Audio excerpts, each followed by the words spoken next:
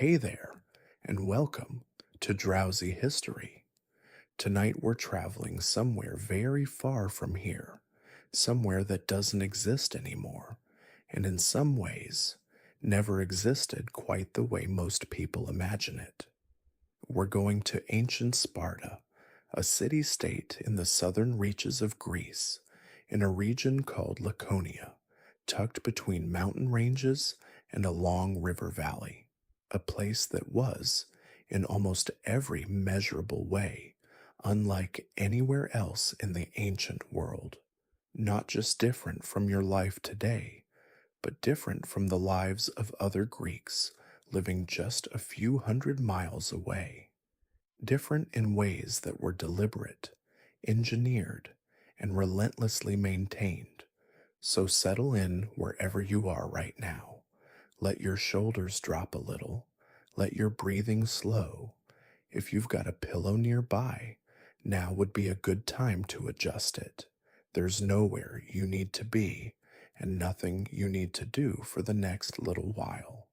No quiz at the end, and no pressure to remember the names or the dates or the Greek terms that are going to come up throughout the evening. Just let the words drift over you, like the sound of a river you can almost hear but not quite see. This story is long, that's deliberate. The length is part of how it works. The slow accumulation of detail, the unhurried movement from one part of Spartan life to the next, the way the picture builds gradually until you can almost feel the cold of the valley and the weight of the reed mat and the particular silence of a room full of men who have been trained not to speak unless they have something worth saying. You don't need to hold all of it. You don't need to track where we are in the story. If you drift off somewhere in the middle, somewhere between the agoge and the battlefield, or between the syssitia and the women's training grounds, that's exactly right. The story will still be here. So will I.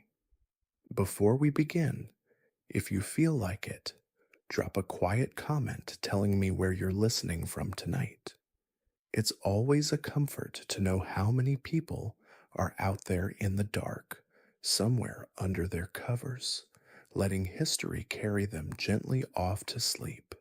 Now, take a slow breath, and let's go back, all the way back, to a world built on cold water, hard stone, and the absolute refusal to complain about either. To understand Sparta, you first have to understand the problem Sparta was trying to solve. Because Sparta didn't invent its brutal way of life out of nowhere. It didn't emerge from some strange cultural quirk or collective love of suffering. It emerged from a specific historical situation, a dangerous one, that the Spartans never fully escaped, and that shaped every single thing about the way they lived. The problem was the Helots. Around the ninth and 8th centuries BCE, the Spartans did something that almost no other Greek city-state did. They conquered their neighbors and enslaved them, not just defeated them, not just imposed tribute, enslaved them completely, turning the entire population of Messenia, a fertile agricultural region to their west, into state-owned serfs who worked the land while the Spartan citizens trained for war. The Messenians became the Helots, and the Helots outnumbered their Spartan masters by somewhere between 7 and 20 to 1, depending on which ancient source you trust. Some estimates suggest the ratio was even higher in certain periods. You are going to want to hold that number in mind, 7 to 1, maybe more, because every single decision Sparta ever made, every hardship it imposed on its own people, every institution it built, every custom it enforced, can be traced back to that number. This created a situation that was, to put it plainly, terrifying. The Spartans were a small warrior class sitting on top of an enormous enslaved population that hated them, had very good reasons to hate them, and that occasionally proved it by rising in revolt. The Great Helot Revolt of around 464 BCE, triggered by a catastrophic earthquake, nearly destroyed Sparta entirely. And so Spartan society organized itself around one central imperative: producing enough elite warriors to keep the Helots down, and doing it generation after generation after generation without ever letting the guard slip. Everything else followed from that: the famous military training, the communal meals, the bizarre marriage customs, the obsession with physical fitness, the suppression of individual comfort and luxury, the rigid social hierarchy. All of it traces back to this one foundational fact: Sparta was a society under siege from within, and it responded by militarizing every single aspect of civilian life until the line between citizen and soldier simply ceased to exist. Geographically, Sparta sat in the Eurotas River valley in the Peloponnese, the large southern peninsula of Greece, connected to the mainland by the narrow isthmus of Corinth. The valley was sheltered on both sides by mountain ranges, the Taygetus to the west and the Parnen to the east, ranges that were formidable enough to make Sparta naturally defensible without walls. In fact, Sparta never built city walls during its period of greatness, and this was deliberate. The Spartan kings reportedly said that the bodies of their men were the city's walls. It was good rhetoric. It was also true. The city itself was surprisingly modest by Greek standards. Athens, at its height, was a gleaming showcase of marble temples and public monuments: the Parthenon, the Agora, the Theater of Dionysus. Sparta had none of this. The ancient writer Thucydides, who knew both cities, wrote that if Sparta were one day to become deserted, future generations would find it hard to believe it had ever been as powerful as it was, because it had no great monuments to show for itself. The Spartans were not interested in monuments, they were interested in men. There was one more feature of Spartan social geography worth understanding before we step inside the life of a Spartan citizen. Sparta practiced a policy called xenolasia, the expulsion of foreigners. Foreign visitors were not welcome. Spartan citizens were discouraged from traveling abroad. The society was deliberately closed, sealed off from outside influence, because the Spartans understood correctly that exposure to easier ways of living would undermine the severity of their own. They were building something fragile in the sense that it required constant reinforcement, and they knew it. So they kept the walls up, not of stone, but of policy and custom, and the sheer social pressure of living under the eyes of your peers every waking hour of your life. It is worth dwelling on how extraordinary this social arrangement actually was, even by the standards of the ancient world. Slavery was common in antiquity. Most Greek city-states kept slaves, and those slaves had no rights and no recourse. But the Spartan system was different in kind as well as scale.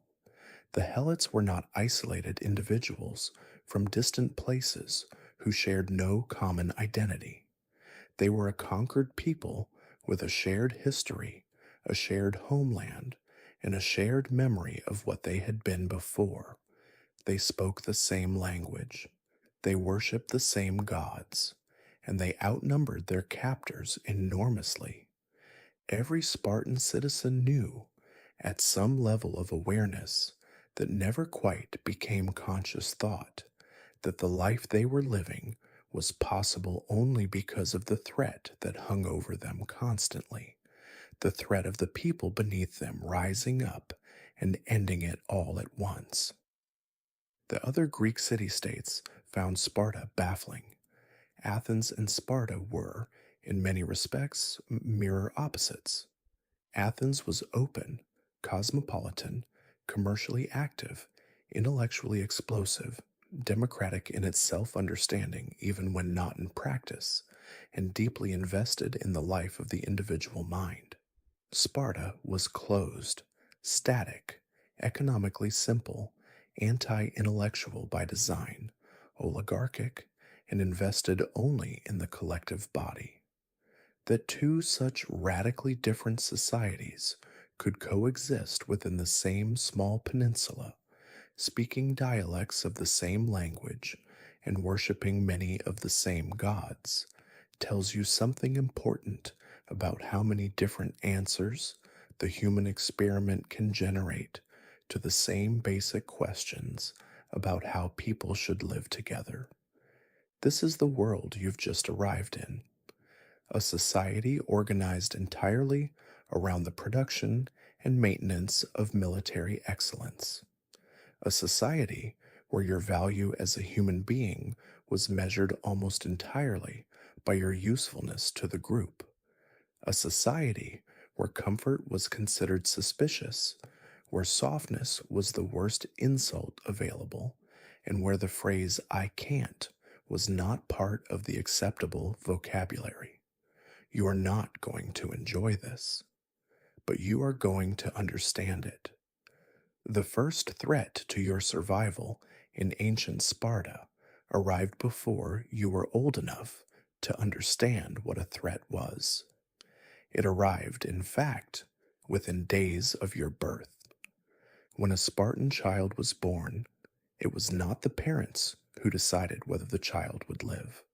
That decision belonged to the state. Specifically, it belonged to a group of elders called the Gerousia, or in some accounts, to a committee of senior Spartan men whose exact role varied by period, who were responsible for examining newborns and determining their fitness for Spartan life. The father had an obligation to bring the infant before these men, and if the child appeared weak, sickly, malformed, or simply insufficiently robust in the judgment of men who were looking for future soldiers, the child would be taken to a place called the apothete. The apothete was a chasm, a deep cleft in the rock on the slopes of Mount Taygetus, the range that loomed to the west of the valley. Infants judged unfit were left there. Whether they died of exposure or fell is unclear from the sources, but the outcome was the same. This was not considered cruel by the Spartans. It was considered rational. A city that depended entirely on the physical quality of its warrior class could not afford to invest in children who would never become warriors. It is worth pausing on the weight of that sentence. The inspection was not conducted by strangers with no relationship to the child. The father was present.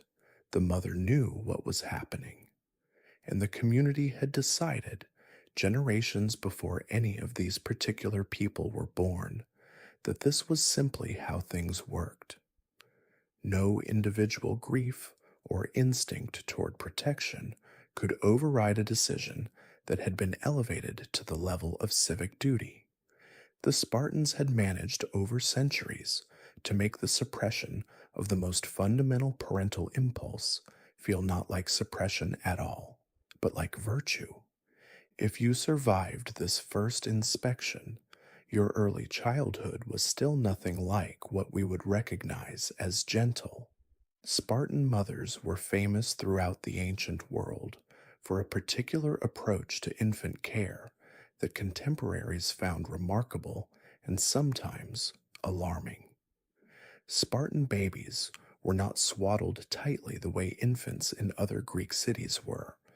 They were left to move freely, to flail and kick and cry without restriction, to develop strength through struggle rather than through the passive comfort of binding. They were bathed in wine rather than water, a practice the Spartans believed hardened the skin and tested the constitution because infants with epilepsy or other conditions were supposed to react badly to wine, which conveniently served as another fitness filter. They were not soothed excessively when they cried. They were left to learn from as early an age as possible that distress was a condition to be endured rather than immediately relieved. They were kept in the dark as little as possible, exposed to noise, taught not to flinch. And through all of this, the Spartan mother was expected to remain calm, matter of fact, even proud. The Spartan mother became legendary in the ancient world for her emotional stoicism around her own children's suffering and around her own. There are dozens of sayings attributed to Spartan mothers that circulated throughout Greece, many of them variations on the theme of preferring a dead son to a cowardly one. Whether these sayings were literally true or cultural mythology, they reflect a real attitude. A Spartan mother's job was not to protect her child from difficulty. Her job was to produce a soldier, and she took that job seriously. So if you were born in Sparta, you survived the inspection, survived the wine bath, survived the deliberately unsoothing early infancy. You arrived at approximately age 7 with a constitution already shaped by the assumption that hardship was normal, which was good, because at age 7, everything got considerably harder. But before we get there, it's worth sitting for a moment with what the first 7 years it's actually looked like, because even that period, the years before the agoge, was not ordinary childhood by any other culture's measure. There were no lullabies designed to soothe. There were no stories told specifically to comfort a frightened child at night. The Spartan approach to early childhood was consistent with the approach to everything else. The world is hard, and the kindest thing we can do is prepare you for it, honestly rather than pretending otherwise.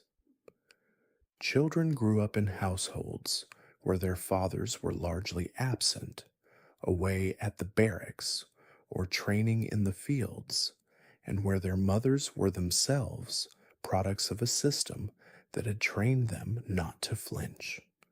The emotional landscape of a Spartan childhood was not barren. There was love, there was connection, but it was love expressed through challenge rather than comfort, through pushing rather than holding, through the quiet pride of a mother who watched her child endure something difficult and did not intervene. At age 7, Spartan boys were taken from their families and entered into the agoge, the state-run educational and training system that would consume the next 23 years of their lives. Not a school in any sense we would recognize, not a place where you went in the morning and came home in the afternoon. The agoge was total. You left your home at 7, and you did not have a home again until you were 30. You were now the property of the state. Your body, your time, your development, your loyalty, all of it redirected from your family towards Sparta itself. The boys were organized into groups called agoge, herds, which tells you something about how the Spartans conceptualized this phase of life. You were livestock being shaped into warriors. The herds were led by a slightly older boy called the Irene. a young man who had already progressed further through the system and who was responsible for the training, discipline, and cohesion of the boys under him. Above the Irene was an adult supervisor called the Paidonymos, the boy herder, who oversaw the whole program and who carried a whip that was not decorative. The physical conditions of the agoge were deliberately severe. The boys were given one garment per year, a single cloak, no matter the season. In the Laconian winter, which could be genuinely cold in the mountain shadowed valley, one thin cloak was what you had. You were given minimal food, not enough to feel comfortable, not enough to stop thinking about eating. This was intentional. The theory was that a warrior who had grown up always slightly hungry would be better at foraging in the field, more alert, more driven than one who had grown up with a full belly. You were expected to supplement your rations by stealing food from the surrounding farms and estates. Here is where the system becomes genuinely strange by any other culture's standards. Stealing food was not just permitted, it was encouraged as a training exercise. The boys were expected to develop cunning and stealth, the skills of a raider, by successfully pilfering from farms without being caught. But if you were caught, the punishment was severe, not for the stealing, for the getting caught. Being discovered was the failure. Being caught meant you weren't good enough. The Irene would beat you, not for the theft, but for the carelessness. You were being trained to succeed. Failure was the only crime. There is a famous story, probably at least partially true, of a Spartan boy who had stolen a fox cub and hidden it under his cloak to smuggle back to camp. When he was confronted by an adult and questioned, he stood there calmly, speaking quietly and giving nothing away, while the fox, hidden under his cloak, gnawed through his side. The boy said nothing, made no sound, did not flinch, and when the conversation ended and the adult walked away, the boy collapsed and died. He had bled out internally rather than reveal what he had hidden. The Spartans held this boy up as a hero. The lesson wasn't that he had died. The lesson was that he had not flinched. At around age 12, the physical training intensified further. Boys went barefoot, year round, over the rocky ground of the valley and the surrounding hills. Their hair was cropped short. They slept on beds of reeds. They had cut themselves from the banks of the Eurotas River, cutting the reeds with their hands rather than tools, because that was considered better for developing grip strength and calluses. The reeds were uncomfortable, uneven, and in winter cold. That was the point.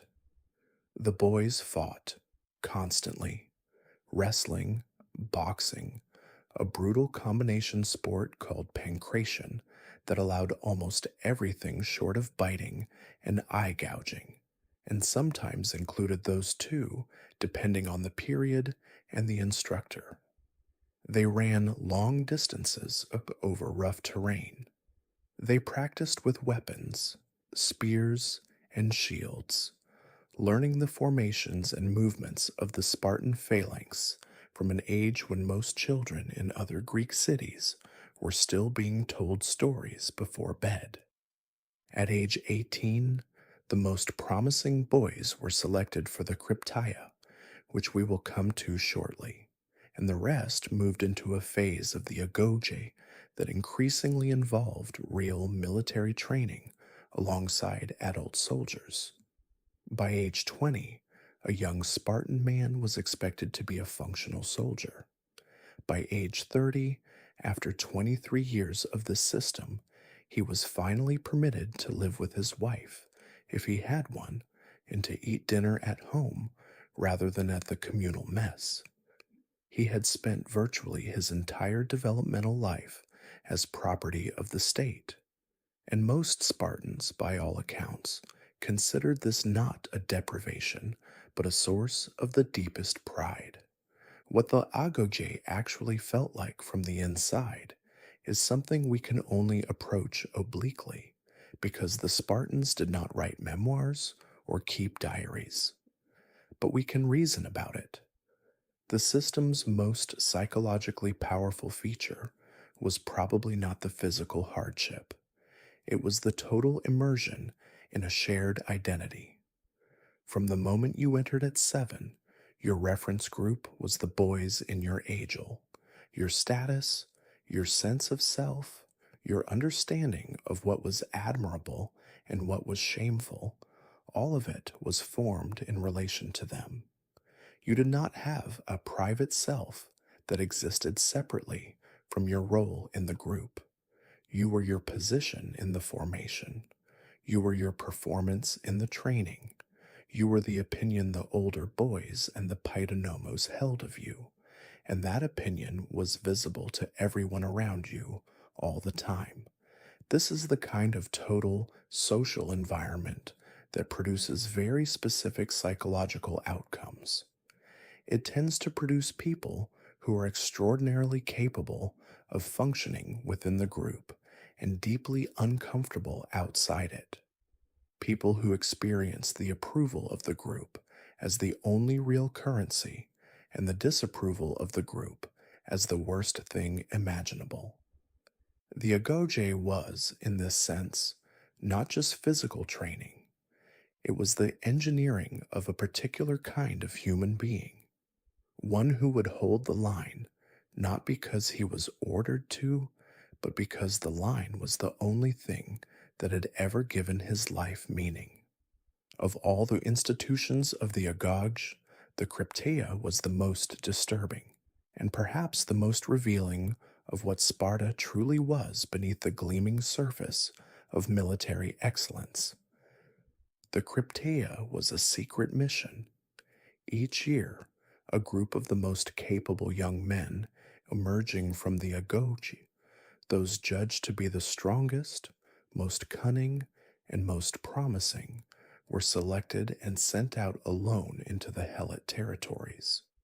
They were given no food, no equipment beyond a dagger, and no explicit instructions beyond this: survive and kill. For an entire season, possibly longer depending on the period, these young men lived wild in the countryside, sleeping in ditches, foraging or stealing whatever they needed, and hunting helots. Not hunting in any metaphorical sense. They killed helots. Specifically, they were instructed to seek out and kill the largest, strongest, most physically impressive helot men, the ones who might plausibly organize or lead a rebellion. They operated at night. They struck fast and vanished, and in the morning, helot families would find their strongest men dead, and no one would claim responsibility, and no one would be punished, because the Spartan state had at the start of each year formally declared war on the helots as a legal fiction that made killing them not murder, but warfare. Plutarch describes this practice with a kind of detached matter-of-factness that is itself unsettling. He frames it partly as a training exercise for the young men, a test of their capacity for independent action, stealth, and ruthlessness, and partly as a practical tool of population management, designed to prevent the helot population from developing the kind of strong male leadership that could turn grievance into organized revolt. Both things were true simultaneously. The krypteia was both a graduation exercise and a state terror campaign. The young men came back from it, having learned something that the drills and the phalanx formations couldn't teach: the capacity to kill alone, in the dark, without witnesses, without hesitation. This is worth sitting with for a moment. The society that modern popular culture has romanticized for its courage and discipline, that gave us phrases like, "This is Sparta," and the legend of Thermopylae, was also a society that trained its young men in systematic murder of enslaved people as a rite of passage. The two things are not separate, they are the same thing. The discipline that held the shield wall at Thermopylae was built on the same foundation as the knife in the dark over a sleeping Helot man. Sparta was extraordinary. It was also, by any reasonable moral accounting, monstrous. Both things are true. After the krypteia, a young man returned to the agoge with something new behind his eyes, a capacity for violence that had been theorized in training and practiced in war was now internalized as something quieter, a kind of settled readiness. He had done it. He knew he could do it again, and Sparta knew it too. That knowing was part of what they were building. But there was something else the krypteia produced that the Spartans probably did not articulate this way, a certain relationship to darkness itself. The young men who came back from months of sleeping in ditches, moving at night, operating outside any social framework, had experienced a version of existence that had no parallel in ordinary Spartan life. The Syssitia and the agoge were social institutions. They were about belonging. The krypteia was about the opposite. It was about operating entirely alone, with no one watching, with no one to report to, with nothing to guide your choices, except the mission and your own judgment. In a society that had organized itself so completely around collective identity, the krypteia was the one experience that was irreducibly individual. You came back from it changed. You had been alone in the dark with a knife and a purpose, and you had carried it through. Whatever the Spartans thought they were producing with the krypteia, and they thought they were producing practical killers and controlled terror, they were also producing something more complicated, men who had learned what they were when no one was watching. If you survived the agoge, if you graduated from the system at age 30 as a full Spartan citizen, your life still did not become comfortable in any recognizable sense, because Spartan citizenship came with a specific obligation that continued for the rest of your adult life. You were required to eat your meals at a communal mess called the Syssitia. The Syssitia was not optional. Every Spartan male citizen, from the age when he completed the agoge until he was too old to participate in civic life, ate dinner each evening at a communal table with the 15 or so men assigned to his mess group. These groups were small and stable. You ate with the same men for decades, and membership was by vote. If even one member of the mess group voted against admitting you, you were excluded. Exclusion from a syssitia was effectively the end of your Spartan citizenship, because you could not be a citizen without belonging to a mess. The food at the syssitia was by deliberate design unpleasant. The most famous dish was the black broth, a thick soup made from pork, boiled with vinegar and blood and salt. It sounds awful because it was. Ancient sources record a story about a man from another city who finally tasted the black broth after years of hearing the Spartans praised for their toughness, and said that now he understood why Spartans were so willing to die in battle. They clearly had very little to live for on the food front. The Spartans considered this story a compliment. Each member of the Syssitia was required to contribute a fixed monthly amount of food to the mess, a specific quantity of barley, cheese, figs, and a small amount of money for other provisions. If you could not make your contribution, usually because your land had failed to produce, you lost your place in the mess. And losing your place in the mess meant losing your citizenship. This created a brutal economic anxiety underneath the military culture, because a Spartan's citizenship depended not just on his physical performance, but on the productive capacity of the kleros, the allotment of land that was worked for him by helots.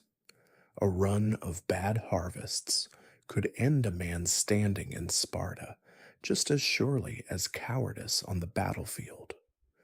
Wine was present at the Syssitia, but the Spartans had a complicated relationship with drunkenness. On one hand, they were not a sober culture. Wine was part of daily life. On the other hand, they had a specific practice involving the helots and alcohol that tells you everything about Spartan attitudes toward excess. Periodically, Spartan masters would force helots to become publicly, degradingly drunk, making them stagger and perform in front of young Spartan boys, specifically so the boys could see what drunkenness looked like and be disgusted by it. The helots were used as object lessons in everything the Spartans did not want to become. Their degradation was educational. The communal meals served another function beyond simple nutrition. They were the central social institution of Spartan male life. Everything happened at the Syssitia. Decisions were made, reputations were established and destroyed. Young men were evaluated by the older ones at the table. Stories were told in the clipped, precise style that Spartans prized above all others, the style we now call Laconic, named for Laconia, the region Sparta occupied. A Spartan who spoke at unnecessary length was considered as contemptible as one who could not hold a shield wall. Brevity was next to godliness. The intimacy of the Syssitia was also a form of surveillance.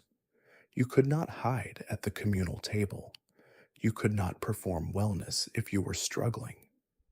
The men who had eaten beside you for years knew the difference. If you were losing weight in a way that suggested illness rather than discipline, if you were coming to the table with less than your full contribution, if there was something different about your face when the talk turned to the coming campaign, it would be noticed. The Syssitia did not just feed the body, it monitored it. And it monitored the spirit too, in its blunt, practical way. A Spartan did not have the option of quiet, private suffering. His suffering, if it showed, became a communal matter immediately. This could be brutal. It could also, on certain days, be something close to a support structure. The men around the table had been through everything together. They would notice when something was wrong, and in their particular wordless way, they would be present for it. We cannot talk about Spartan daily life without returning again to the Helots, because the Helots were not background figures in Spartan society. They were the foundation of it.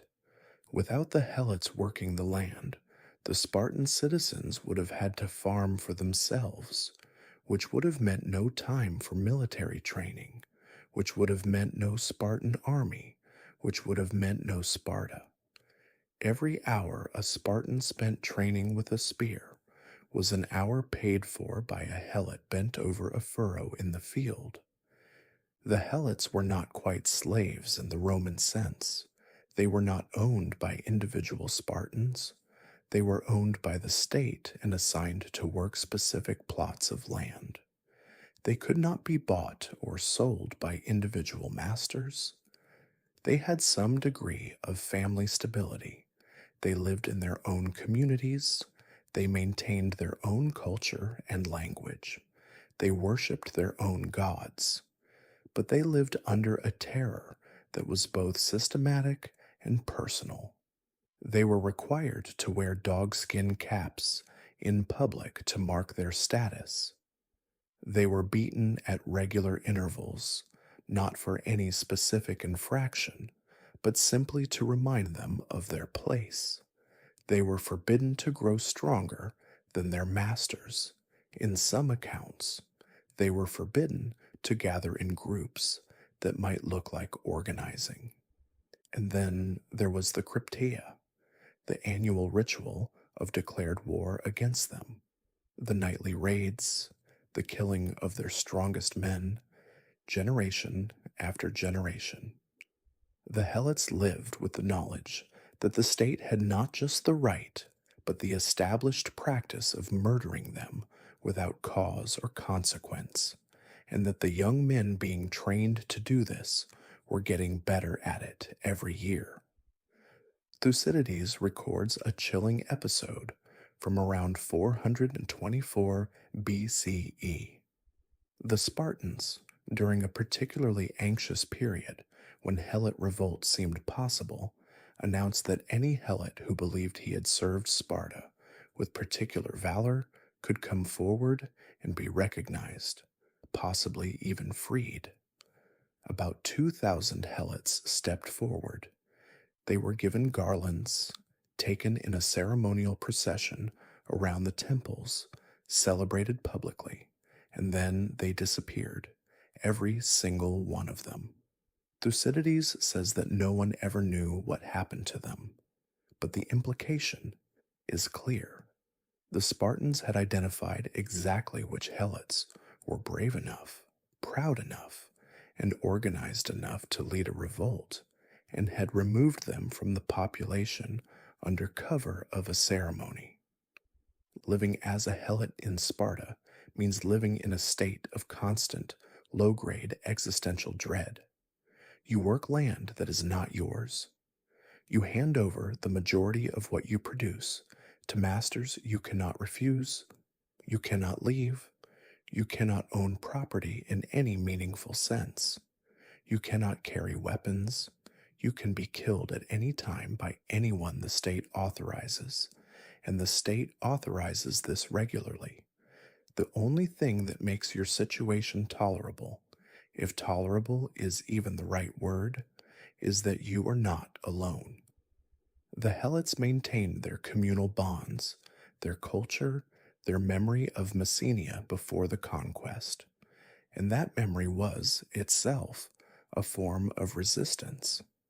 It is why the Helots kept revolting despite everything. They had not forgotten who they were.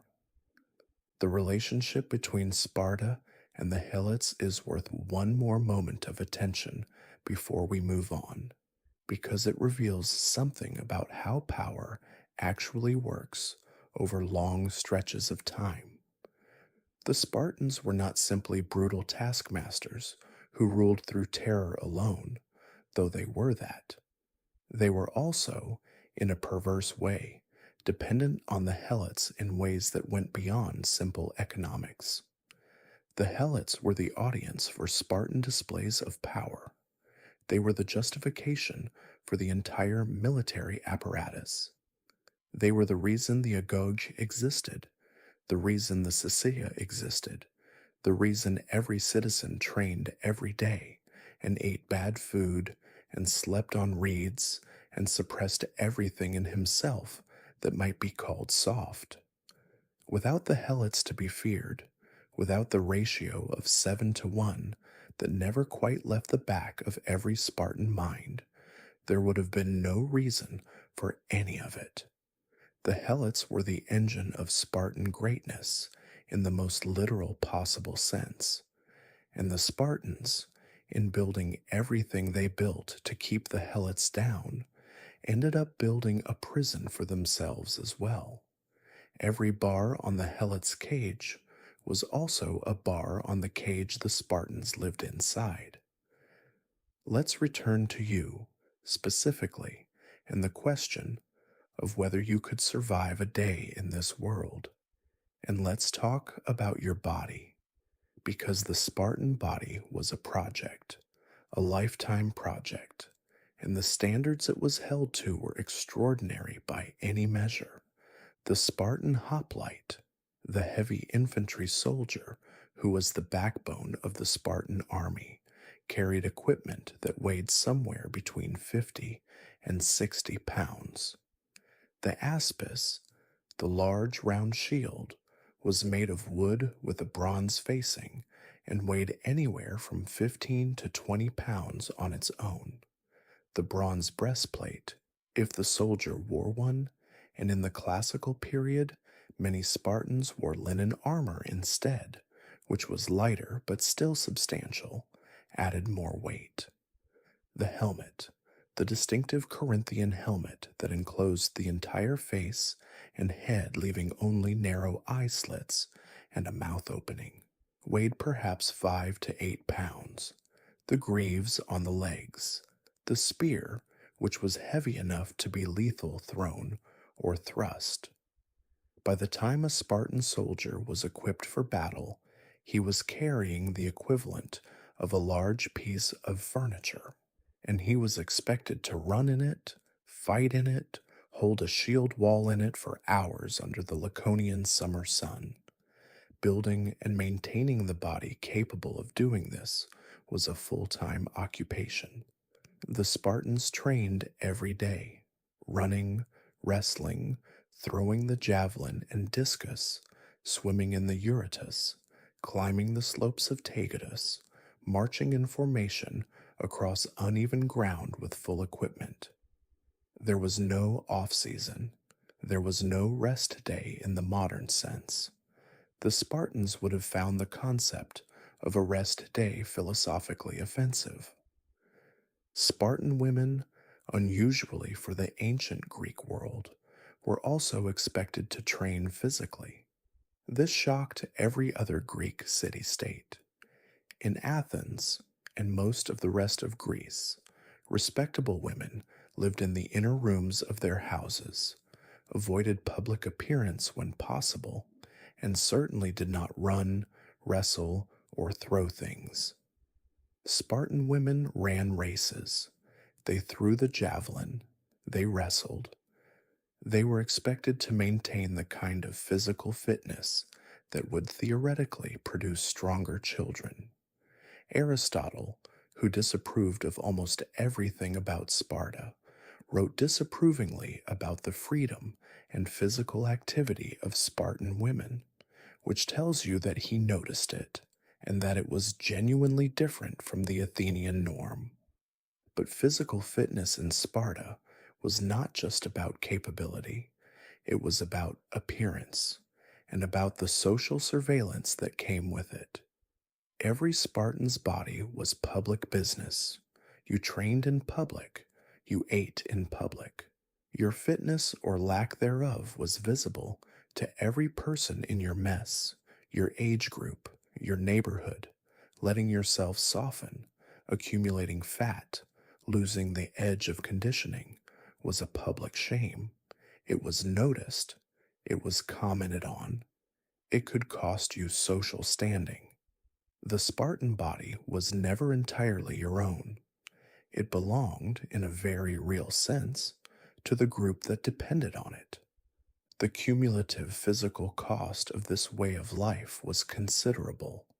A Spartan male who had gone through the agoge from age 7, who had eaten minimally for 23 years of training, who had slept on hard surfaces and gone barefoot through winter, who had fought in multiple campaigns and sustained the ordinary injuries that a life of physical training and actual warfare produces, was not, by his late 30s or 40s, an intact body.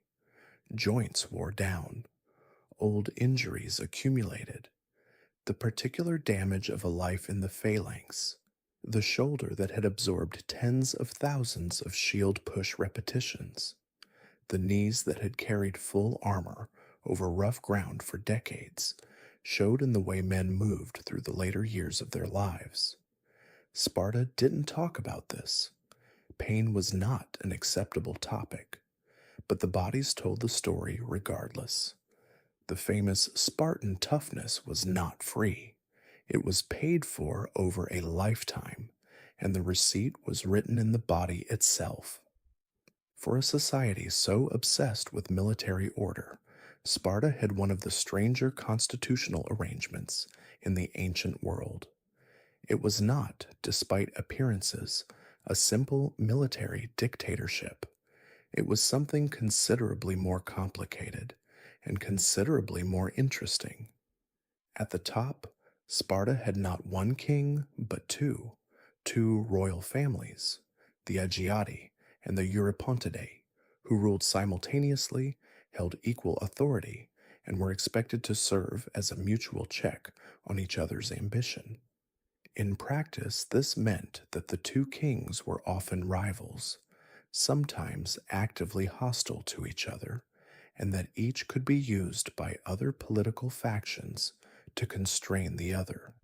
The kings led the army in the field and had important religious functions, but their domestic political power was considerably more limited than the word king suggests to a modern ear.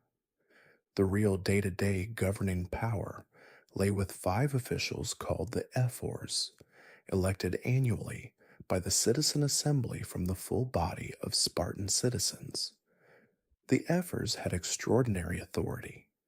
They could fine the kings, they could arrest the kings, they could put the kings on trial. Two ephors accompanied every military campaign specifically to watch the kings and report back. The ephors oversaw the agoges, managed foreign relations, supervised the Helots, and functioned as the executive branch of Spartan government in a way that kings technically outranked, but practically could not override. Below the ephors was the Gerousia, the Council of Elders. 28 men, all over 60 years old, elected for life by acclamation from the citizen body.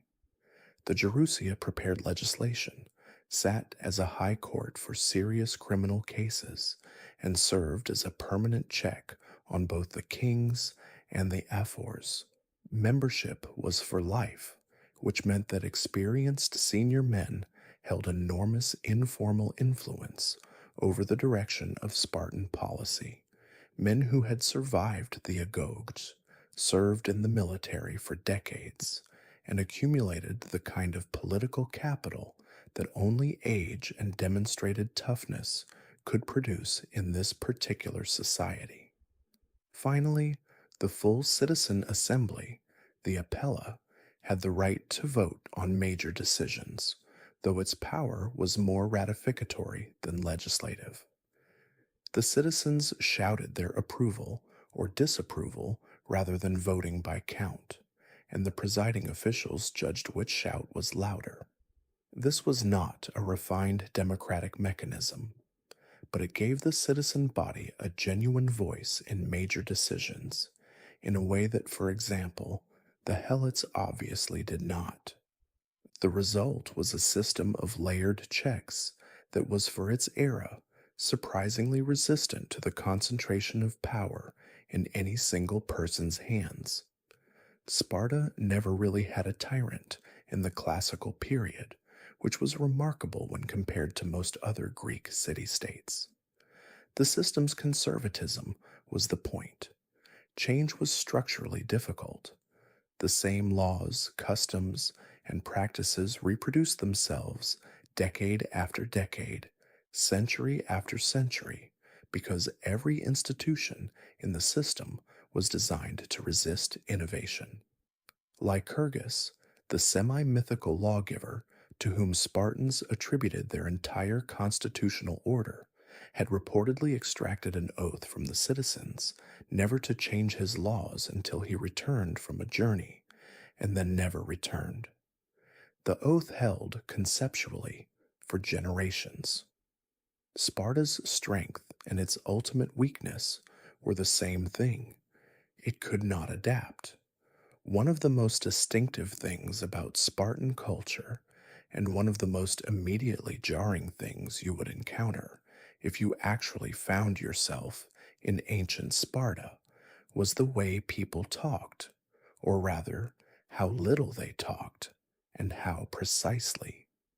The Spartans prized brevity in speech above almost every other communicative virtue. Lengthy explanations were considered a sign of weak thinking. Elaborate rhetoric was considered suspicious, the kind of thing Athenians did, and Athenians were not to be trusted. A Spartan said what needed to be said and stopped.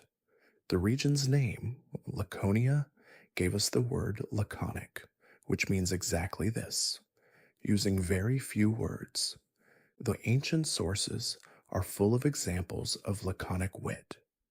When Philip II of Macedon, the father of Alexander the Great, sent a message to Sparta saying, "If I enter Laconia, I will raze Sparta to the ground," the Spartans replied with a single word, "if." Philip did not invade. When a Spartan general was asked before a battle how many enemies they were facing, he replied, "Enough." When a Spartan mother handed her son his shield as he left for war and said, "With it or on it," she was telling him to come back carrying the shield as a victor or dead on it as a casualty, because throwing away your shield to run faster was the ultimate act of cowardice, and she preferred him dead to disgraced. This was not considered harsh. It was considered the proper thing to say. The flip side of this verbal economy was a deep suspicion of sophisticated intellectual life. Sparta produced no philosophers, no playwrights, no historians of note, no mathematicians. The great intellectual flowering of ancient Greece, which gave us Plato and Aristotle and Thucydides and Sophocles and Euclid, happened entirely in other cities. Sparta's contribution to Greek culture was the warrior and the pithy saying. This was not an accident. Intellectual cultivation took time and energy away from military cultivation. Sparta had made its choice, and it had made it deliberately. You would notice this immediately if you were a visitor. The conversations were short, the questions were direct. The humor, when it existed, was dry and cutting, often at someone's expense, never elaborate or ornate. People said what they meant. They expected you to do the same. If you launched into a long explanation of something, as you probably would, because almost anyone from any other culture would, you would be met with a kind of patient contempt. The Spartans would wait for you to finish and then respond in 3 words. And those 3 words would probably be more useful than everything you had just said. There is something quietly interesting, though, about the intellectual tradition that Sparta did produce, even if it was never written down in the way Athens wrote things down.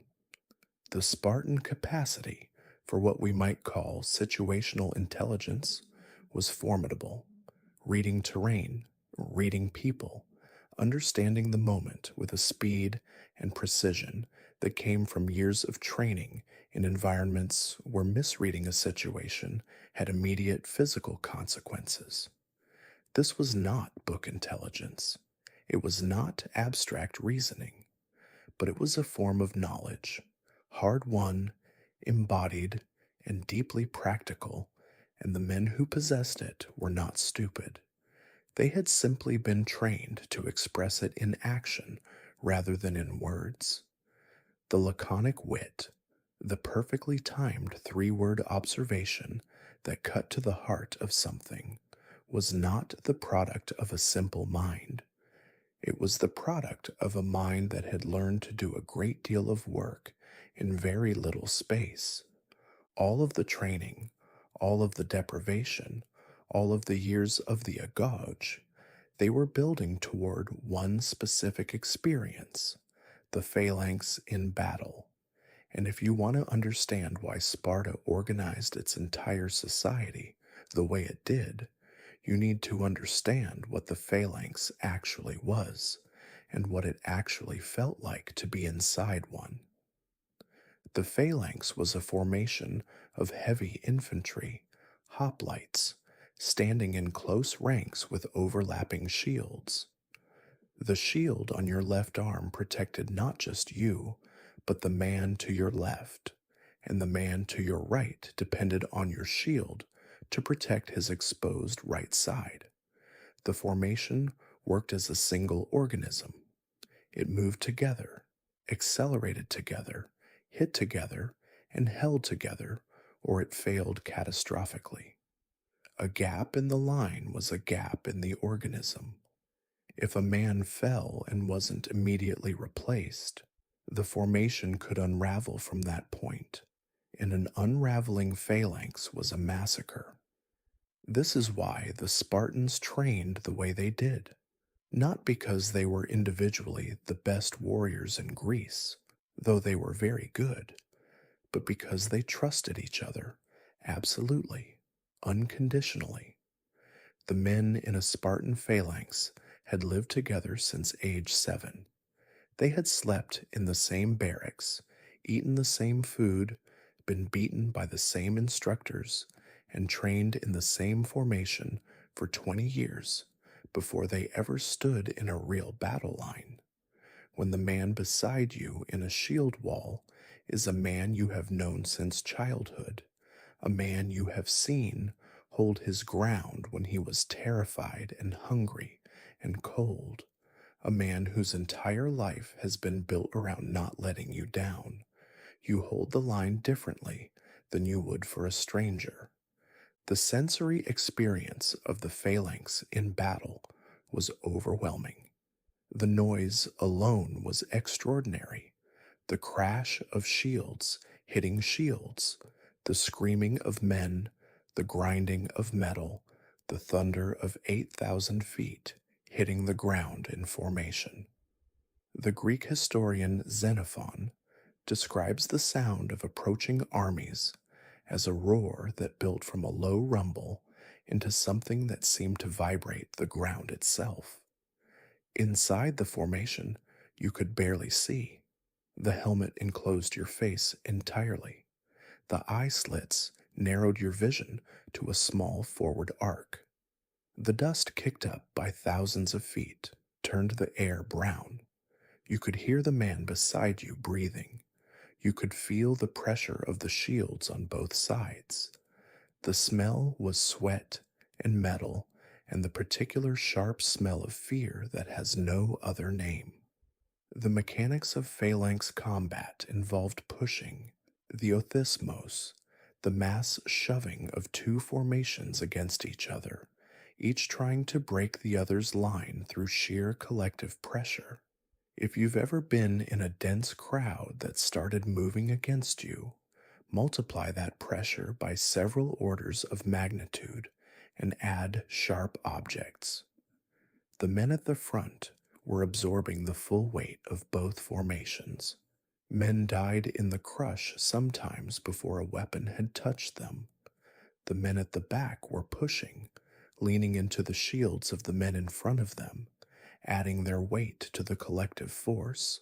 Sparta's greatest victories, Thermopylae, Plataea, the decade of Spartan dominance that followed the Peloponnesian War, all came from this combination of superior training, superior cohesion, and the particular Spartan psychology that treated retreating as worse than dying. The famous Spartan order to return with your shield or on it was not just a maternal sentiment. It was a tactical doctrine. A Spartan who dropped his shield and ran was not just a coward. He was a man who had broken the formation, who had exposed the man beside him, who had potentially started the unraveling that got his friends killed. The shame of the Trisants, the tremblers, the men who had run in battle, was total and permanent. They could not hold civic office. They could not compete in athletic contests. Other Spartans would not share a meal with them. Even their family members bore the stigma. The battles Sparta is most remembered for are instructive in different ways. Thermopylae in 480 BCE, where 300 Spartans and perhaps 7,000 other Greeks held a narrow mountain pass against the Persian army of Xerxes for 3 days before being outflanked and destroyed, was a defeat, a famous, celebrated, mythologized defeat. But the Spartans under Leonidas held until the end, and Leonidas had reportedly sent most of the Allied forces away when he learned of the betrayal that would allow the Persians to flank them, keeping the Spartans and a few others to fight a rearguard action that would give the Greek fleet time to maneuver. Whether this was tactical calculation or aristocratic pride or genuine sacrifice is still debated. What is not debated is that they stayed. At Plataea the following year, the decisive land battle of the Persian Wars, the Spartans anchored the Greek line and helped produce the victory that ended the Persian invasion. These are real achievements. They did not come from nowhere. They came from everything we have been describing.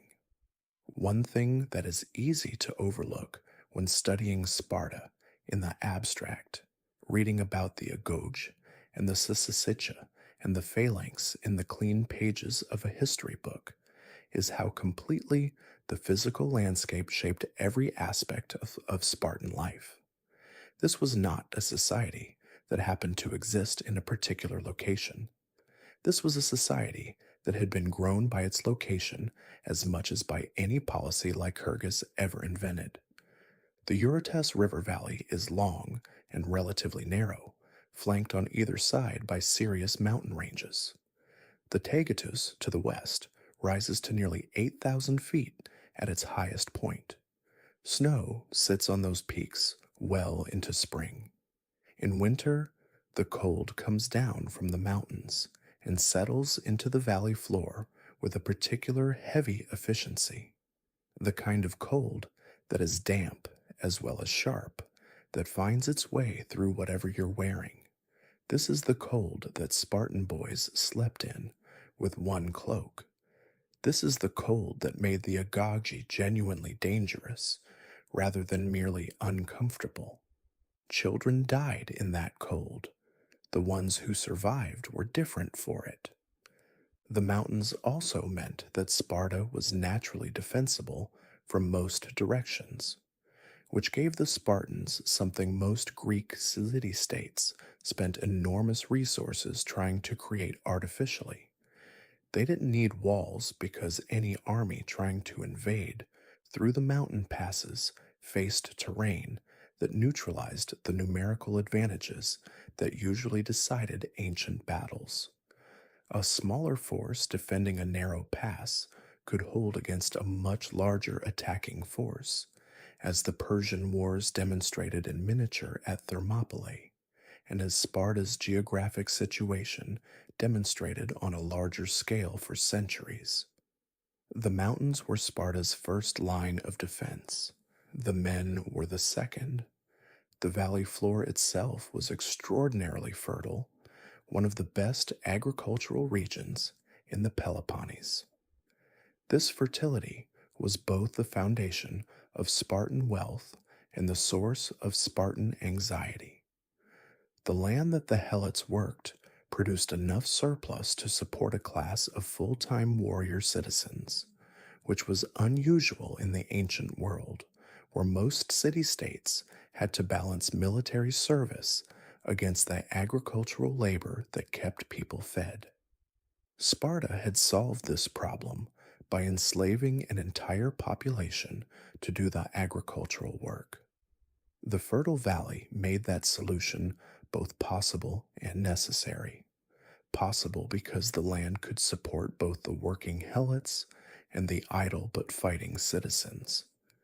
necessary because the land was so valuable that the Spartans could not afford to share it or lose it or allow the people who worked it to ever stop working it. The Eurotas River itself ran through the valley and was used by the boys of the agoge as a training ground, swimming in its cold current, cutting reeds from its banks, using it as a landmark for navigation exercises run in the dark. The river was not picturesque in the way a traveler today might hope. It was a working feature of the landscape, a source of water and material and cold, integrated into the training program as naturally as the hills and the roads. This is what you would have seen if you arrived in Sparta on foot from any direction. The mountains first, vast and indifferent, covered in scrub pine and wild thyme, and the kind of silence that only mountains manage. Then the valley opening below you, green in spring and summer, the river a silver line through it, the low buildings of the town visible in the middle distance with no walls around them, which would have struck any visitor from any other Greek city as almost impossibly vulnerable. And then, as you got closer, the men, always the men, training in the fields, running the roads, wrestling in the dirt beside the river, not performing for an audience, just training, as they had been training since they were 7 years old, as they would continue training until they were too old to hold a shield.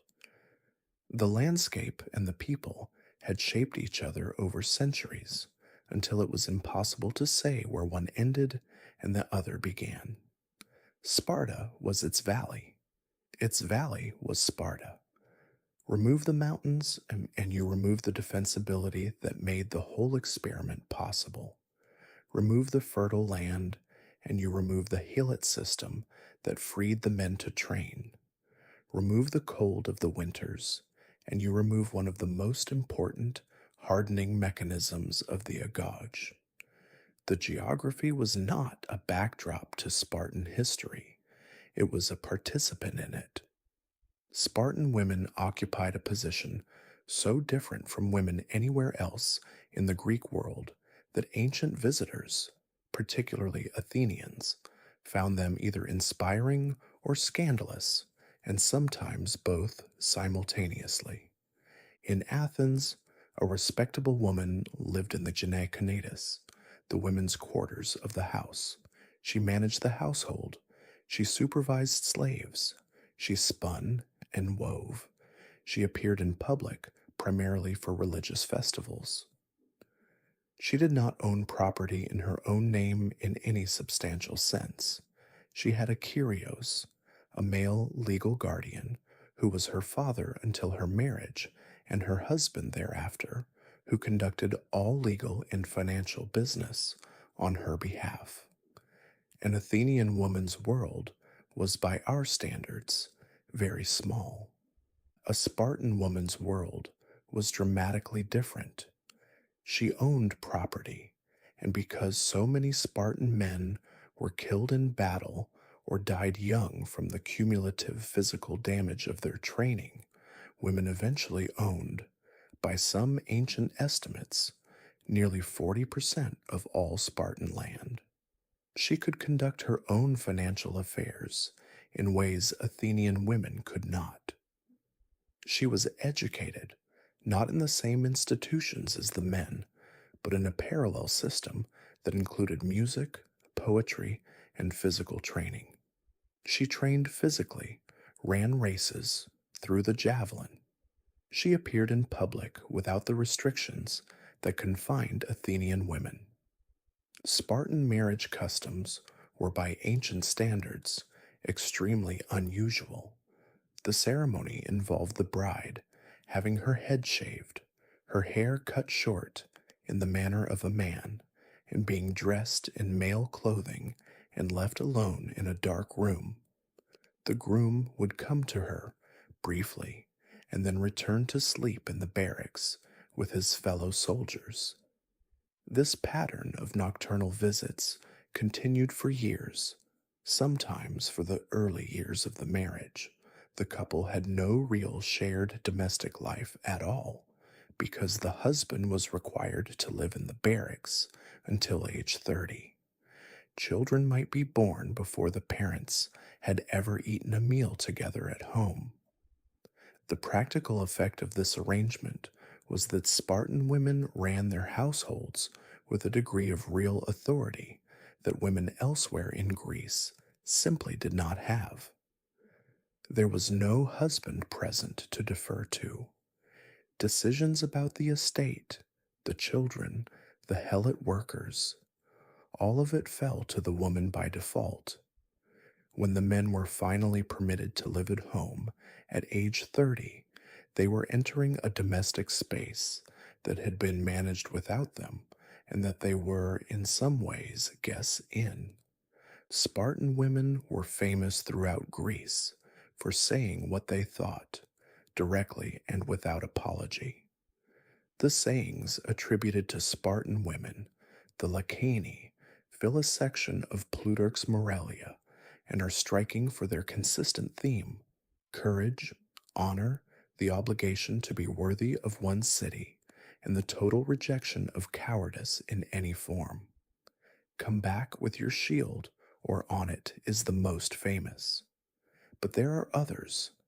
A Spartan woman, told that her son had been killed in battle, reportedly said, "I bore him for Sparta." Another, told that her son had survived but fled in disgrace, said, "He is not my son."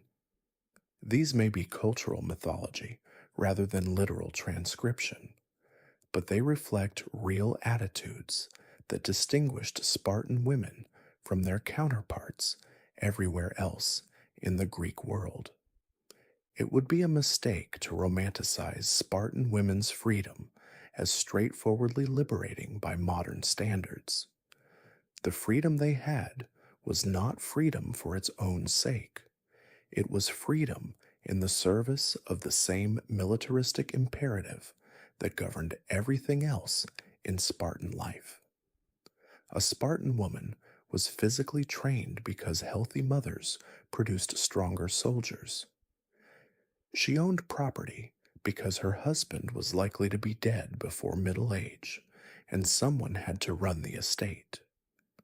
She spoke her mind because the culture valued directness over the feminine deference that other Greek cities required. All of these freedoms were instrumental. They served the city, but within that framework, they were real, and the women who lived within them were, by the evidence of the sources, genuinely formidable people. They had to be. The system didn't permit anything less. A Spartan citizen's relationship with death was professional, not comfortable exactly in any way that resembles modern acceptance or equanimity, but settled, deliberate, the product of a lifetime of being told, in every possible way, that your death in the right circumstances was the highest contribution you could make to the city that had raised you. Death in battle was not feared. It was in many ways preferred over the alternatives the culture provided. The Spartans did not believe in an afterlife that would reward courage with paradise or punish cowardice with damnation. Their religious beliefs were more complex and less eschatologically certain than that, but they believed completely in the survival of reputation. A Spartan who died well in the shield wall, holding the line for Sparta, would be remembered. His name would be spoken at the Syssitia. His children would inherit his standing. His tomb would be marked with an inscription that said simply that he had died in war. Spartan grave markers were, by law, extremely simple. Only two categories of people were permitted an inscribed gravestone: men who died in battle and women who died in childbirth. These were considered the two modes of honorable death, the two ways of giving your body completely to the survival of the city. Everyone else was buried without inscription. This tells you exactly what Sparta valued. The fear in Sparta was not death. The fear was the tresants, the tremblers, men who had shown cowardice in battle, not just men who had fled, though that was the worst case, but men who had been judged to have failed in their courage in any significant way. The punishment for being a trembler was so severe that it was considered by many ancient sources to be worse than death. You were stripped of civic rights. You could not hold office. You could not speak in the assembly. You could not compete in athletic contests or even watch them in certain cases. Other Spartans would physically step aside rather than touch you. Your family shared your shame. You were, in effect, a ghost in the city where you had grown up, present but not present, visible but ignored. Consider what it would mean to live that way in ancient Sparta specifically. This was not a large city where you could disappear into anonymity or reinvent yourself. The citizen body was small and stable. Everyone had known you since you were 7 years old. Every man you passed in the street had trained beside you, eaten beside you, slept in the same barracks. They knew your history in the way that only people who have shared a confined life for decades can know it. And now, every one of them turned away, not in a dramatic gesture of rejection, but in the quiet, daily, relentless way of people who have simply decided that you no longer exist as a social being. You could be physically present at the Syssitia. You could stand in the agora. You could walk through the city, and everyone would look through you as if the space you occupied was empty.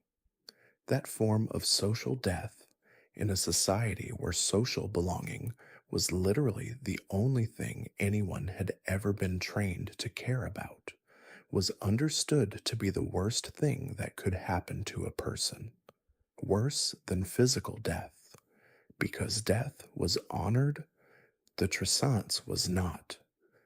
There is a poignant and strange episode after the Battle of Leuctra in 371 BCE, when the Spartan army was disastrously defeated by the Thebans under Epaminondas, and around 400 Spartan citizens were killed.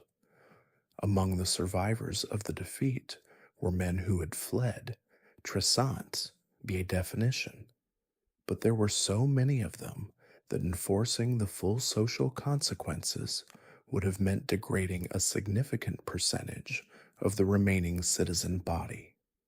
Sparta's population had been declining for generations due to the crushing demands of the training system and battlefield casualties.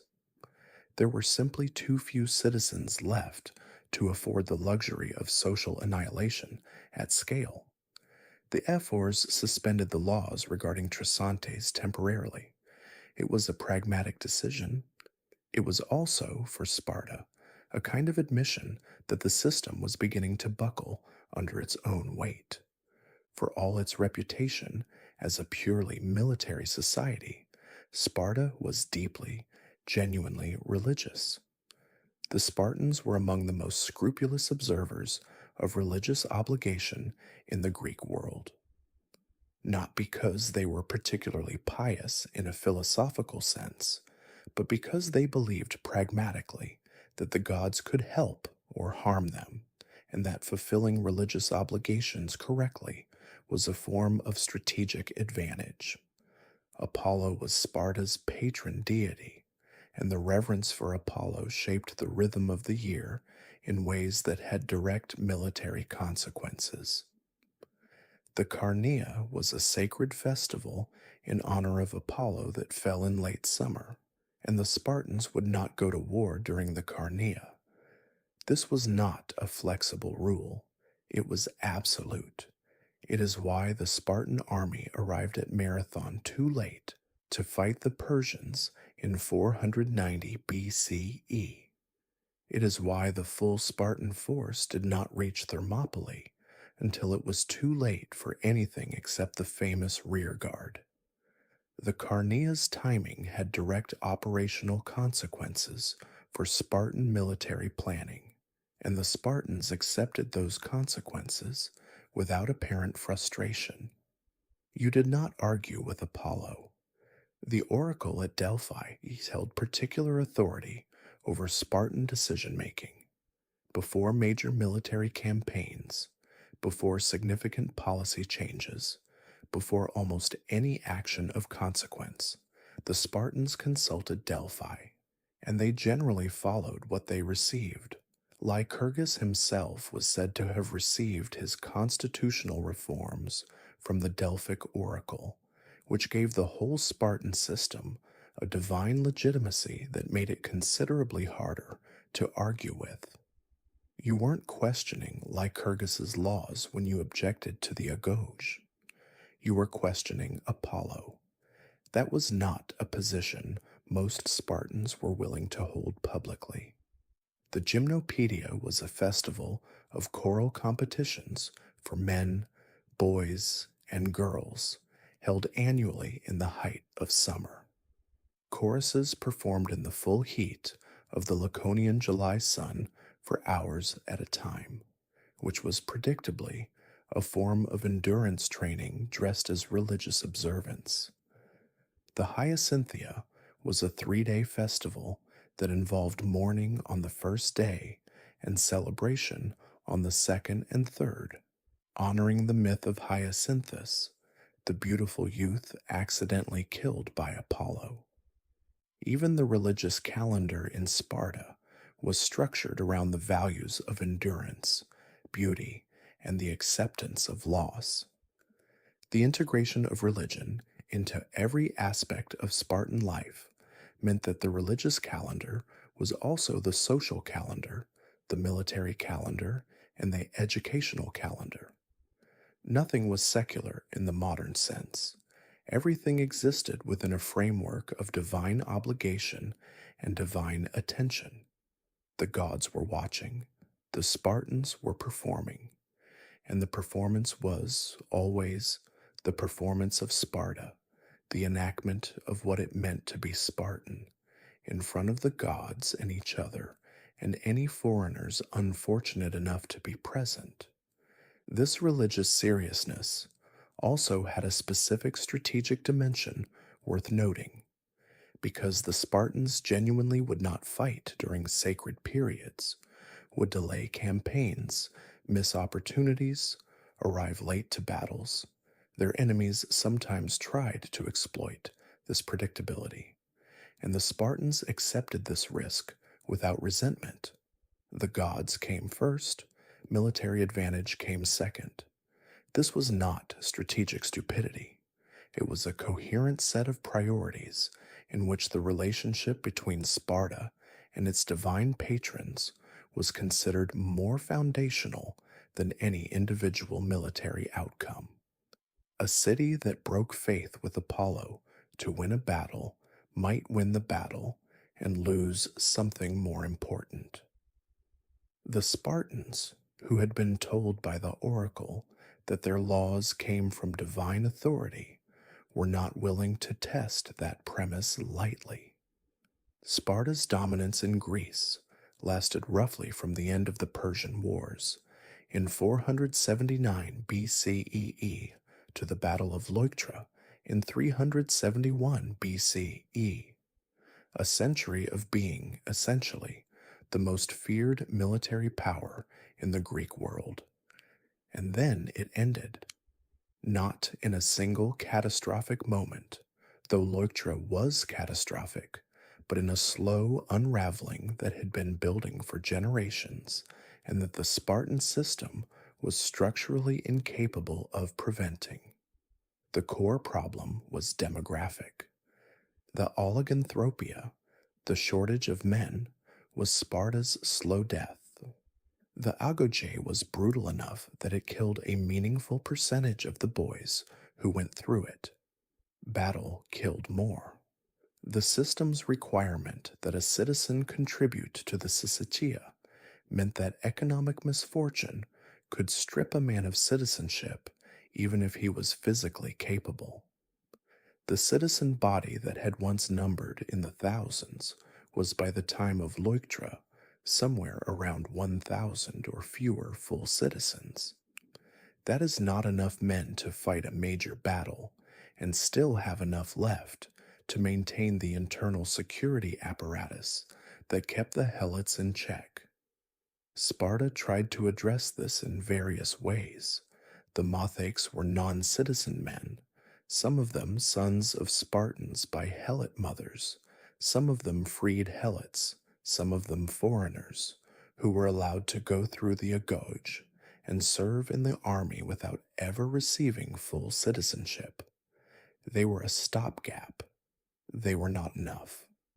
There were also attempts to incentivize larger families among the citizen class. Men who had fathered 3 sons were exempted from certain civic duties, fathers of 4 from all of them. But incentives could not override the system's own logic. The agoge was hard enough that it killed some of the boys who went through it. The battlefield killed more. The syssitia contribution requirement knocked out citizens who could not make their economic obligations. Every mechanism of Spartan life that had been designed to produce quality was simultaneously reducing quantity, and at a certain point, the arithmetic simply could not be made to work. You cannot run a military city-state on a few hundred fighting men. You cannot hold down a Helot population of tens of thousands with a garrison that small. The system that had created Spartan greatness had always been consuming itself from the inside. It just took a few centuries for the bill to come fully due.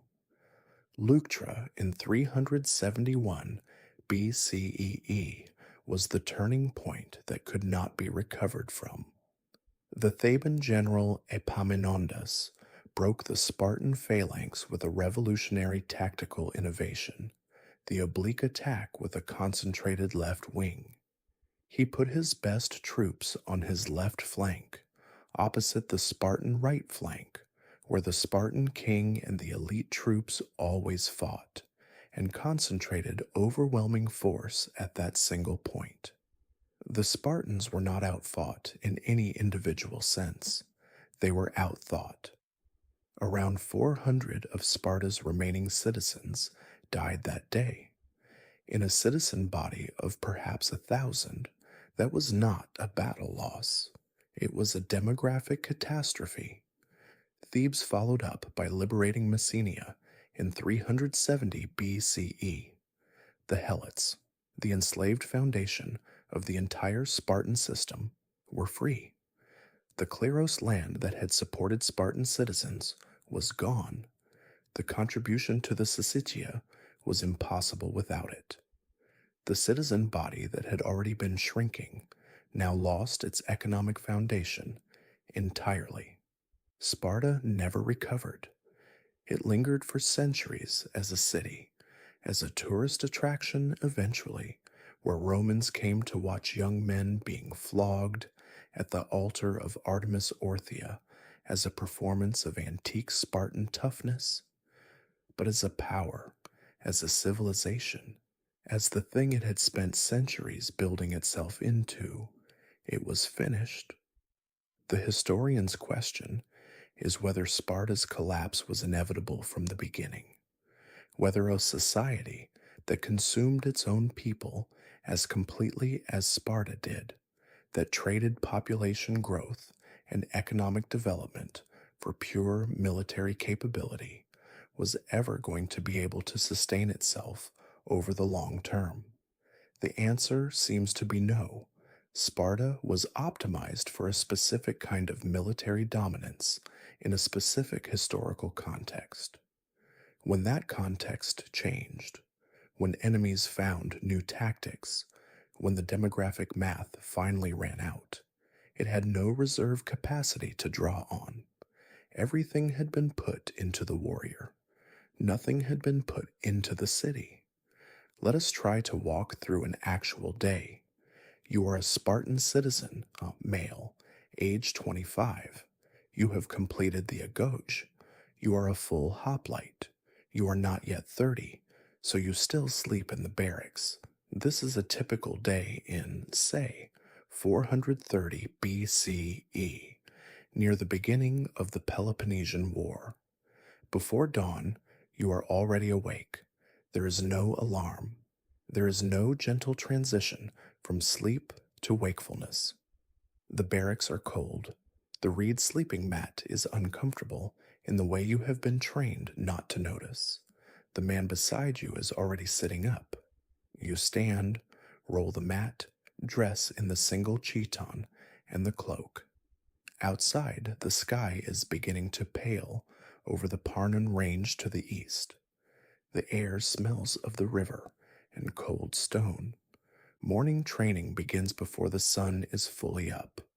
Running first, a long route through the valley, barefoot on the track worn smooth by generations of bare feet. The ground is cold at this hour, the dew still sitting in the grass beside the path. The air sharp in the lungs in a way that wakes the body faster than any gentler method could. Then wrestling, then spear drills in formation, the same movements practiced so many thousands of times that they require no thought, only the body's accumulated memory. You practice the shield push, the lateral movement that keeps the formation aligned when the line is bending, the recovery step when someone falls. These are not exciting. They are not meant to be exciting. Excitement in training is a distraction.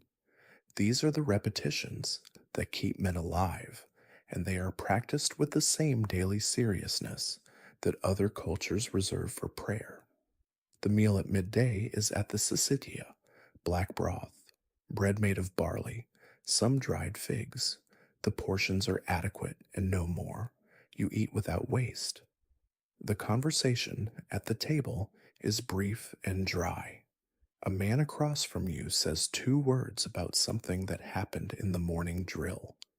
2 words is enough. Everyone understood. There is some laughter, short and quiet. Then the meal is done and the table is cleared, and everyone stands and goes back to whatever the afternoon requires, carrying with them the same steady, low-level hunger that has been part of daily life since age 7 and that no one at the table would dream of mentioning. The afternoon involves more training, or on quieter days, the kind of maintenance tasks that keep a military life functioning. Equipment repair, a long run into the hills, swimming in the Eurotas. On festival days, the rhythm changes completely. Religious obligation fills the hours with ceremony and procession and the collective performance of what it means to be Spartan. On campaign days, this entire civilian structure collapses and is replaced by the march, by the road, by the specific demanding simplicity of military life that the Spartans, of all Greeks, were most prepared for. In the evening, back to the syssitia for the main meal, more black broth, perhaps some pork if it is not a lean month, the same men around the table, the same economy of words. The fire in the room is low, enough to see by, not enough to be called warm. The conversation, when it happens, is the kind that comes from people who know each other so completely that much of the communication happens without language. A look across the table, the way someone sets down his cup, the particular quality of someone's silence after a specific name is mentioned. You have been reading these signals for almost 20 years. You understand them as well as any spoken words. By full dark, you return to the barracks. You lie on the mat. The cold comes back down from the mountains, the same cold that has been coming down from those mountains every night since before any of you were born, and settles into the room with the patient thoroughness of something that has nowhere else to be. The man beside you is already breathing slowly. The sounds of the valley at night are quiet, the river somewhere in the darkness, the occasional low sound of an animal, the distant movement of wind through the mountain pass to the north. Within minutes, you are asleep. Your body has been doing this since you were 7 years old. It knows when it is time to stop. This is the rhythm. Day after day, season into season, the same formation drills, the same food, the same men, the same cold, and underneath all of it, the same unspoken agreement that holds every piece of it together, that this is what Sparta requires, and that Sparta is worth it. Whether Sparta was actually worth it is a question the Spartans themselves never asked. Asking it would have been the first crack in the wall, so they did not ask. So, let us be direct about the question in the title. Why wouldn't you survive a day in ancient Sparta? Not as a tourist, not as a visiting scholar, as a participant, as someone dropped into that world and expected to function within it. The physical gap alone would be disqualifying. The Spartan body, male or female, was the product of a lifetime of systematic hardening. Cold, hunger, physical exertion beginning at age 7. Your body, however fit you consider yourself, has been raised in warmth and comfort by comparison. The calluses on a Spartan boy's feet by age 12 were the product of years of barefoot travel over rocky ground. The grip strength that came from pulling reed from riverbanks by hand. The core endurance that came from sleeping on an uncomfortable surface in a cold room for a decade without complaint. These things are not achievable in a day or a week or even a year of preparation. They are written into the body over a lifetime. You do not have that body. You have your body. And your body would be cold, hungry, sore, and exhausted within hours. The psychological gap is possibly larger. Spartan culture had no room for the inner life as we understand it. Privacy of thought was in practice impossible in a society where you lived, ate, trained, and slept among the same group of men from age 7 onward. The constant social surveillance, the awareness that everything you did and said and showed on your face was visible to people who had known you your entire life and who had very specific expectations about what a Spartan should look and act like, would be crushing to a modern sensibility. We are accustomed to the private room, to the closed door, to the space between our public face and our inner experience. Sparta had no such space. There was only the performance, and the performance never ended. Consider what it would mean, concretely, to spend a single day inside that surveillance. You wake in a room full of men. You dress in front of them. You eat with them. Every expression that crosses your face, every moment of hesitation, every time you flinch at something or fail to flinch at something you were supposed to, is visible to people who have been trained since childhood to read bodies and faces for signs of weakness. The Spartans were, in this sense, experts in human behavior, not in the philosophical way of understanding human nature, but in the practical way of detecting inadequacy before it became dangerous. They had been watching each other their entire lives. They knew what pretending looked like. They knew the difference between a man who was tired and a man who was giving in to tiredness, and they would know immediately and without being told that you were not one of them. The gap between your interior and their expectations would be visible within the first hour. You would not be able to close it.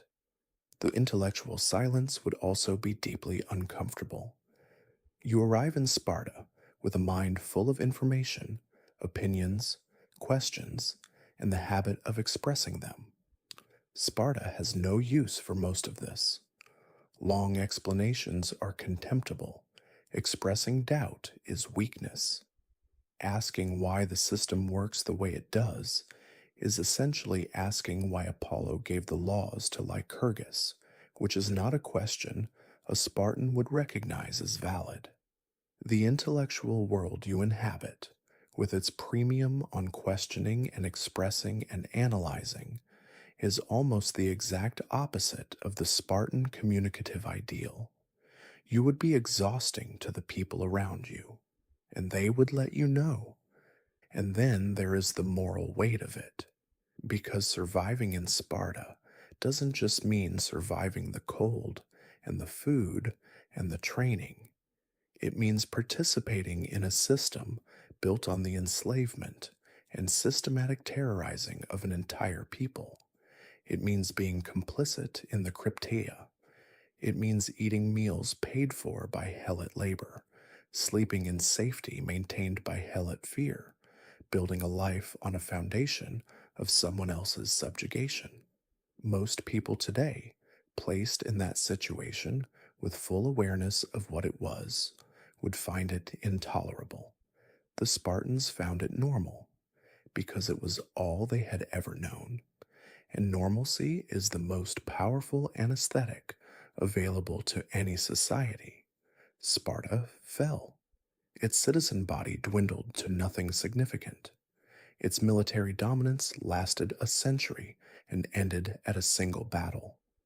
Its system was so rigid that when the conditions it had been optimized for changed, it could not adapt and survive.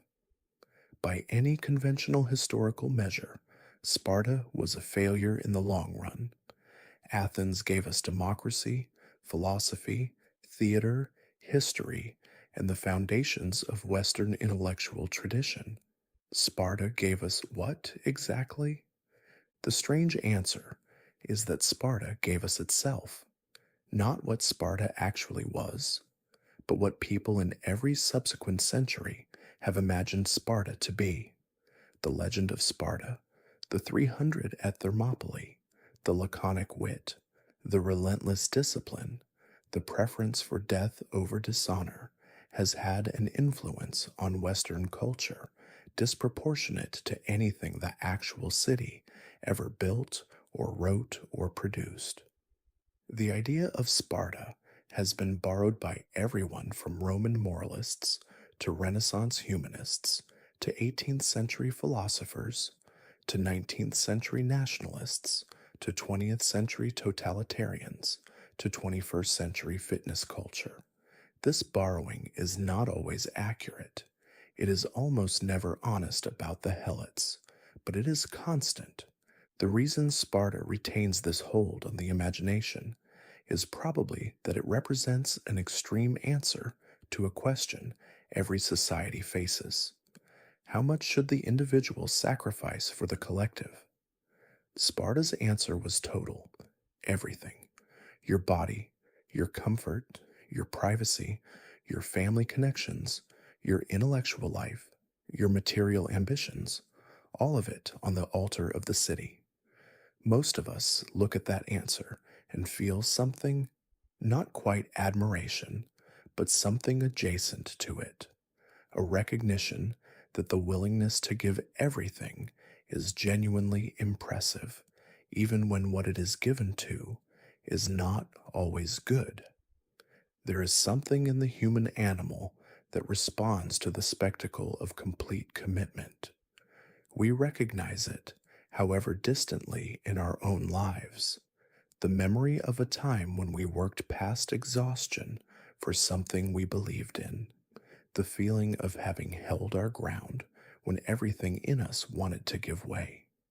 Sparta turned that feeling into a civilization. It was never comfortable, it was never easy, and it produced men who were, within their specific context and by their specific lights, extraordinary. The honest assessment of Sparta has to hold several things simultaneously. It was a society of genuine military excellence. It produced warriors who were, in their specific historical context, among the most effective fighting men in the world. Its code of honor, however rigid and however cruel in application, was real, and the men who lived by it believed in it completely. Thermopylae was real. The discipline was real. The sacrifice was real.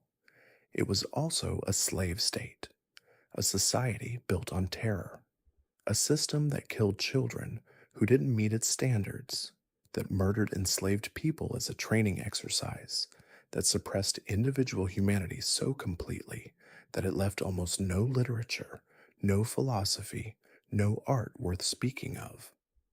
The men who held the pass at Thermopylae were formed by the same system that formed the young men who killed Helots in the dark.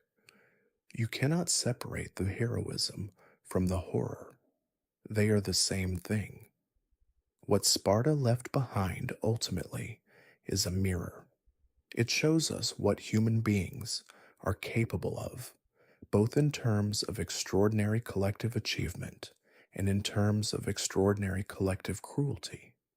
It shows us what happens when a society decides that the group matters more than the individual, followed to its logical conclusion without sentiment for centuries. It shows us what the preference for strength over everything else actually costs in human terms when the bill finally comes due. It shows us, too, something quietly important about the nature of human endurance, the capacity of people to adapt to almost any conditions if the conditions arrive gradually enough and are explained to them in the right language. The Spartan boys who entered the agoge at 7 did not know they were being shaped into something unusual. To them, it was simply life. The hunger was simply hunger. The cold was simply cold. The dead fox under the cloak was simply what loyalty looked like. The system was invisible to the people inside it, the way all systems are, and that invisibility was itself one of the system's most effective mechanisms. You cannot resist what you cannot see. The Spartans lived inside their system so completely that most of them, most of the time, experienced it not as a constraint, but as an identity. They were not men trapped in Sparta. They were Sparta. And that, perhaps more than anything else, is the thing that is hardest to understand about them from the outside, and perhaps the most important. Looking at Sparta clearly, without the bronze heroism of the movies, and without the easy condemnation that doesn't reckon with the genuine achievement, is uncomfortable. It is supposed to be. The things that are most worth understanding usually are. And so, we come to the end of this long Spartan day. You've walked the cold valley floor of Laconia. You've felt the morning chill coming off the Tagetus range before the sun had fully risen. You've sat in the barracks and eaten the black broth that no one in their right mind would choose voluntarily. You've stood in the formation and felt the press of shields on either side, the men beside you as familiar as your own hands, as reliable, as necessary. You've heard the clipped words across the Syssitia table. You've lain down on the reed mat in the dark, your body aching in the particular way that only a body that has been used completely can ache, and felt the cold settle in around you like something that doesn't mean you harm, only indifference. You've understood, maybe, why the Spartans were the way they were. Not excused it, not admired it uncritically, but understood it from the inside, the way you can only understand something when you've tried to inhabit it rather than judge it from a distance. And now you can let all of it go: the shields, the colds, the black broth, the mountains, the river, the reed mat.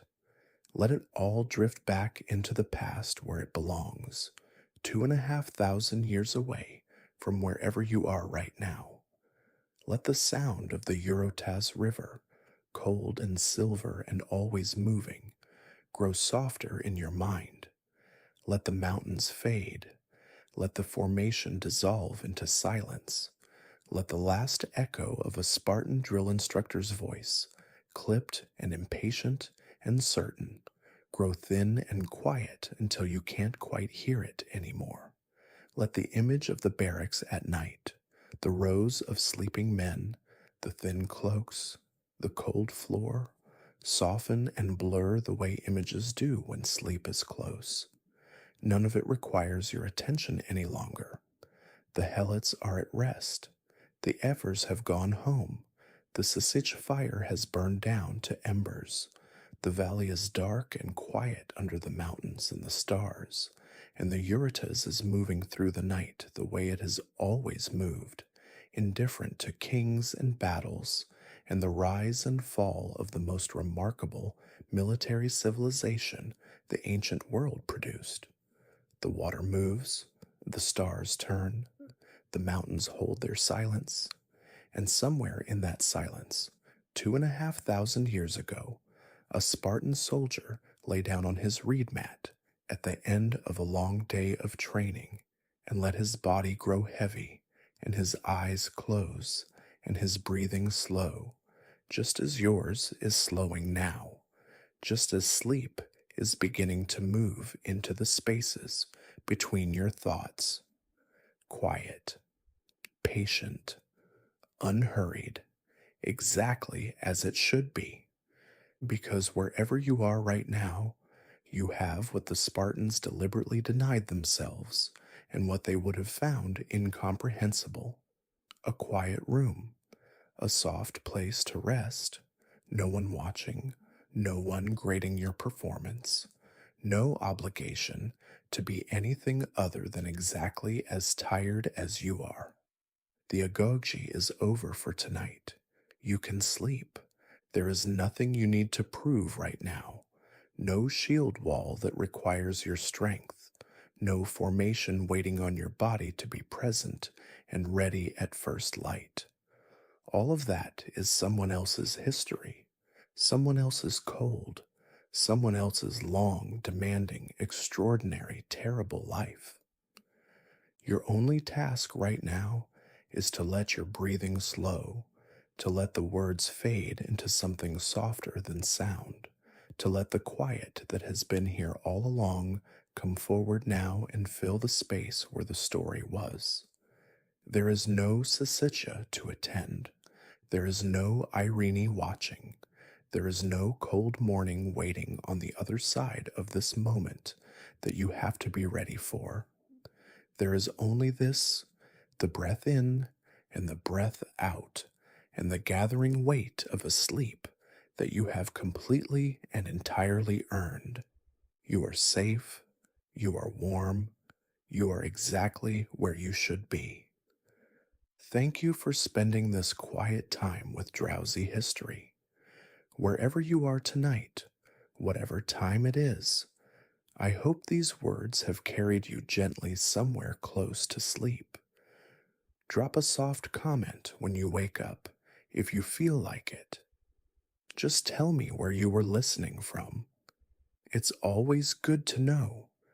Until the next quiet evening, rest well, breathe slowly, and let sleep come in its own time, exactly as it should.